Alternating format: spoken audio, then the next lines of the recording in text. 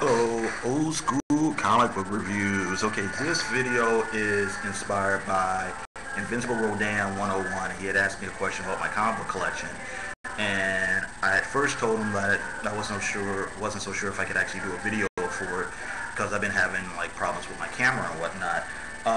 I've sort of got it working again, so I thought I'd give it a shot.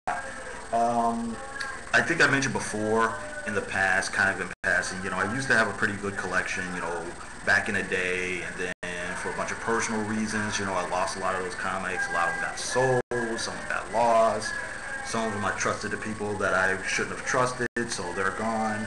And then I was out of comics for a while, then I kind of gradually got back into them.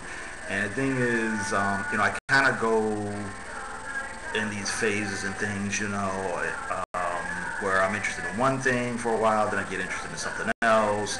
Some stuff just happens to catch my eye or pique my interest for a short period of time. So the collection I got going now is pretty random. Of course, I can't show you everything, but I just thought maybe I'd pull out some and just kind of show you how some of my tastes are actually pretty all over the place. But I thought maybe it would be fun to look at some stuff here. Oh, here. A couple of weeks ago I tried to do a video because I wanted to show off my Reed Fleming. So here that is. It's just that Captain Strangelove showed in one of his videos his very first copy of Reed Fleming, and it like blew my mind because I had a Reed Fleming comic too, so I just wanted to show that to everybody. Getting to a couple other things real quick. Does anybody know anything about this? This is E-Man, an old Charleston Comics character. But look here, it says Modern Comics. I don't know what Modern Comics is. I don't know if this is some other distribution company or if this is, I don't know, a sub-imprint of Charleston or whatever. On the inside it says copyright 1978, Topps Photo Engraving Corporation. Originally presented as E-Man number 4, 1974. So like I said, if anybody knows anything about Modern Comics, let me know. I'm pretty sure they also like reprinted or published some of those Steve Ditko Blue Beetles from the 70s as well. But just oddity I found like in a cutout bins or whatever. Another weird thing I got, let's see here, Atlas Comics, The Brute. This kind of cracks me up. This was a company from the 70s, and check it out here. Editor Larry Lieber. In real life, that's Stan Lee's brother, And I don't know, it looks like they were trying to do kind of like Incredible Hulk type thing. The Brute, he's kind of like this caveman who's awakened in modern times, and people are chasing him, and the army and the cops are after him, and scientists want to do experiments on him and stuff like that. There's some art here. Oh, but I thought this was funny. Let me see if I can find it here. Okay, they're doing the Brute, and they're showing some of his memories and things. Check it out. This is his caveman family. Nice to know that back in caveman times, the cave women wore two-piece bikinis, huh? Okay, so anyway, just to show some of the goofy things that I get whenever. Oh, I also want to show you this. Destroyer Duck. This is a pretty funny story, I thought. If you look at this cover, it's drawn by Frank Miller, and basically what it is, it's a parody of the cover for number 4 of the original Wolverine miniseries. And you look here, Destroyer Duck has a match. What's going on here is on the original Wolverine cover, Wolvie was lighting up a cigar, but the editor-in-chief at Eclipse Comics, this lady here, I can't pronounce her last name, was supposedly notoriously anti-smoking and didn't want people smoking on the cover of the comics, so she erased the cigar, so that's why he just has that match. Okay, so sort of type of normal comics I like get. A lot of times I just literally walk into a store. I might have like maybe one or two comics that I'm, you know, determined to get or whatever. But I literally just on a whim just pick things up at random, you know. And sometimes you find fun stuff, you know, maybe it's not worth anything or anything like that, but they're just interesting to read just because they're interesting comics. Let's start here.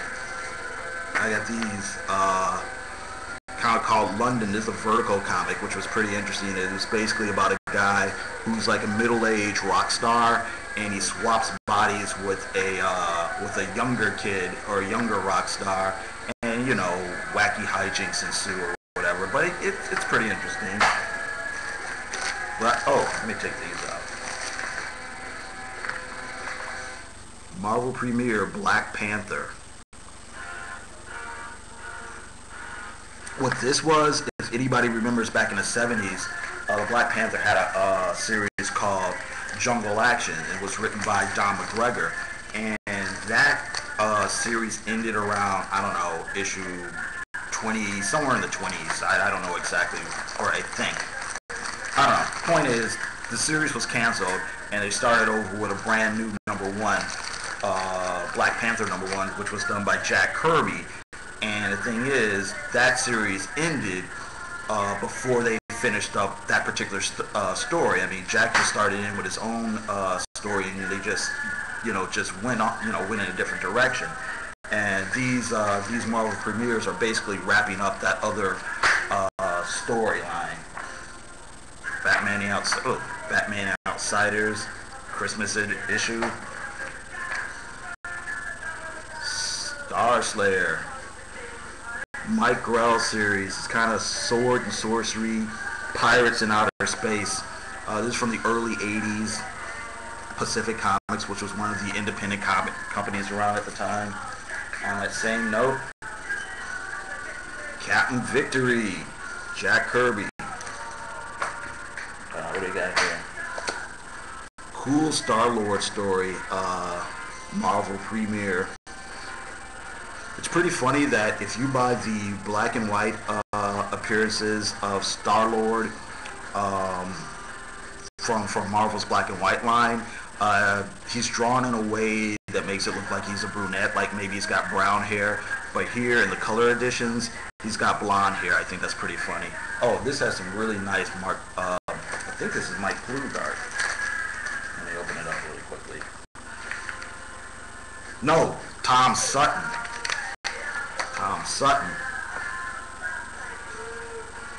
But this was a really cool issue. Let's see here. What else interesting do I have here? This video might go on a while. Saber. Speaking of Don McGregor, Clips Comics. Very nice Paul Glacier. I did a video on this. Wood God. What I got here? Oh. Fenders. This is like one of my all-time favorite, you know, superhero stories. This was the Who Remembers the Scorpio study. Scorpio is basically Nick Fury's younger brother, you know.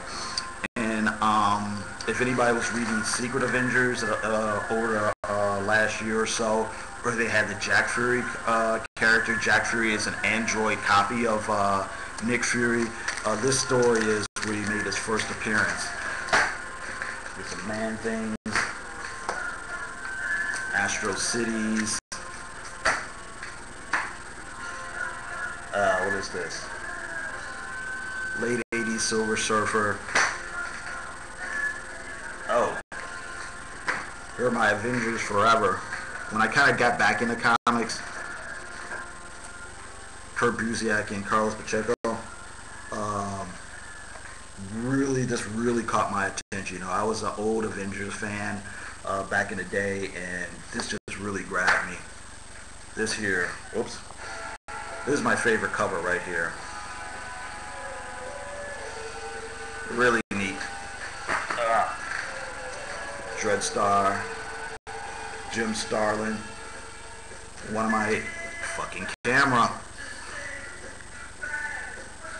my my favorites from back in the day.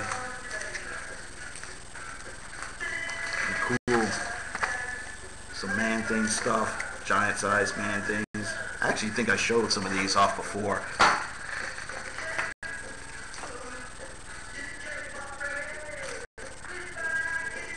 Type of stuff I got here. I was gonna give these. There's some old, like, Betty Veronica comics from the late '60s, and I was going to go send these to my niece, and then I thought about it. I mean, you know, these kids are like 10, 11, 12, and really, you know, kids don't want old stuff; they want new stuff. So I ended up keeping it. Here's some of my John Byrne run of Alpha Flight. I don't have them in order here, but stuff like that. I was a big John Byrne fan back in the 80s, just from his work on the X-Men, the Fantastic Four, then going over to, going over to DC to do Superman and other things for them.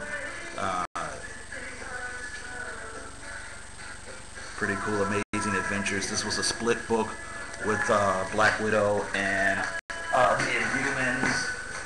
Let's see here, what's interesting down here I got. Oh, that's junk. New junk.